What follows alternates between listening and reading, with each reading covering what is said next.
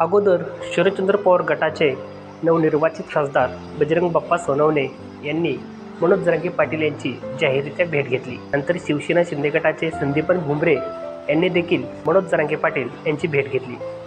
आणि आता माढ्याचे आमदार माननीय बबनदादा शिंदे यांनी मराठा आरक्षणाला आपला जाहीर पाठिंबा केलेला आहे.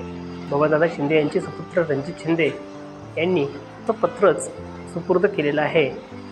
मराठा आमदार खासदारांचा मराठा आरक्षणासाठी मिळणारा पाठिंबा हा मराठा समाजासाठी आनंदाची गोष्ट आहे.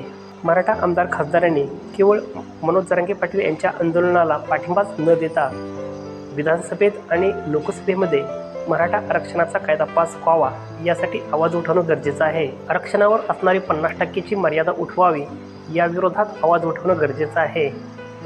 मराठा आरक्षणाचा कायदा संसदेत पास व्हावा यासाठी आवाज उठवणं गरजेचं आहे. विधानसभा व लोकसभेमध्ये आवाज न उठवता केवळ राजकीय स्वार्थ डोळ्यासमोर ठेवून मराठा आरक्षणाच्या आंदोलनाला पाठिंबा देणं म्हणजे समाजाच्या पाठीमध्ये खंजीर उपसण्यासारखंच आहे.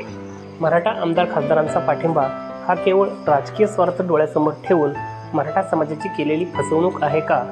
व मराठा आमदार खासदारांचा पाठिंबा मराठ्यांना आरक्षण मिळवून देईल का? हे कमेंट करून नक्की सांगा व व्हिडिओ आवडला तर लाईक करा. धन्यवाद.